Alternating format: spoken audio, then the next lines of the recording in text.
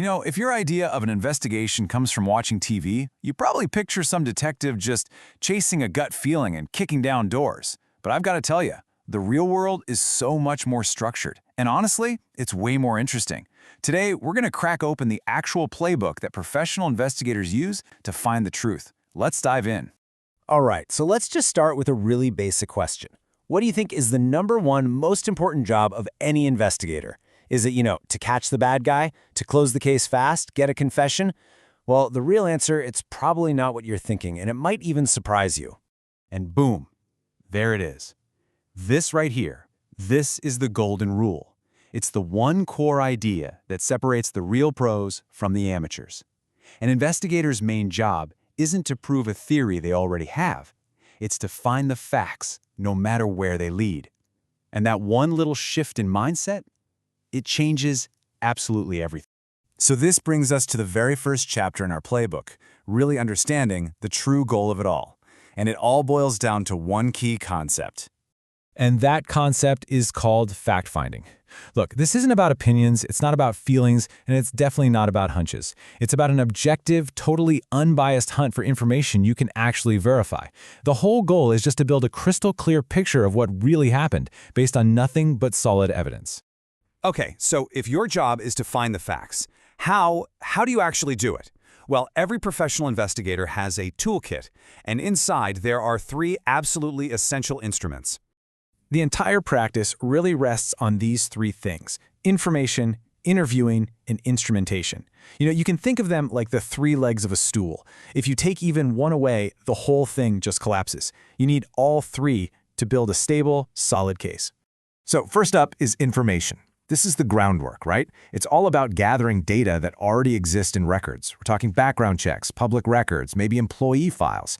And there's a reason this is almost always the first step. It's the safest and usually the cheapest way to start building that foundation of facts. Next, you've got interviewing. Now, this is where the story really starts to take shape.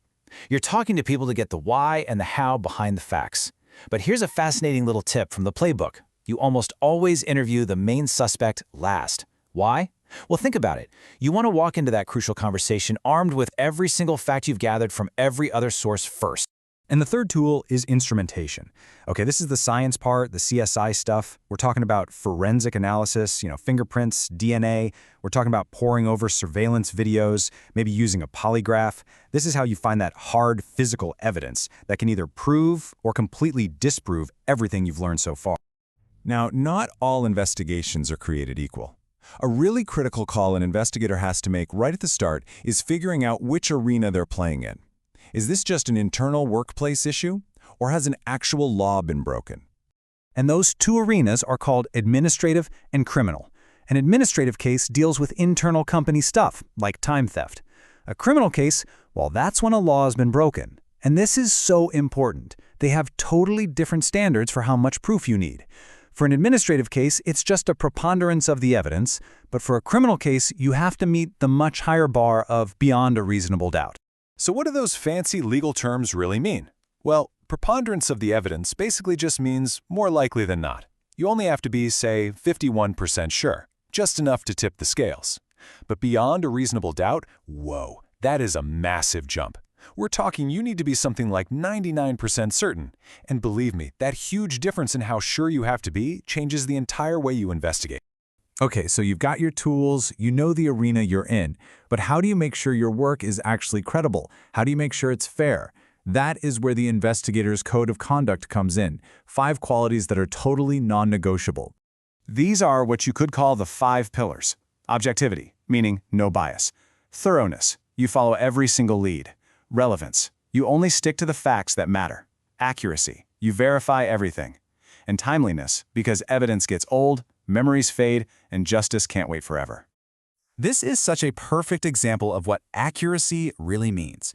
It is not enough to just say something general. A pro deals in specifics. Saying he was late, that's just a conclusion.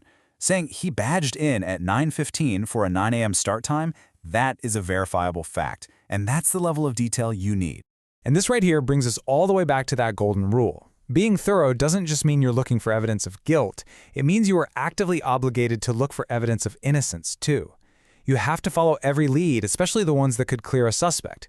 Because again, what's the job? It's to find the whole truth. So we've covered the goal, the tools, the code of conduct. You might be thinking, man, that is a lot of rules. Why is this playbook so rigid? Why does all of this structure matter so much? Well, it really all comes down to one simple word: trust. This playbook isn't just a bunch of bureaucratic boxes to check. It's the system we've created to guarantee an investigation is fair to everybody involved. It produces findings that are strong enough to hold up under pressure, whether that's in a courtroom or just an HR meeting. It's how you find the truth in a way that is just and defensible. So there you have it, a little peek inside the real investigator's playbook. The next time you see a big case unfolding on the news, try to look at it through this framework. Ask yourself, are they really just fact-finding? Are they being thorough? Are they being objective? I promise, once you know the rules of the game, you'll never watch it play the same way again.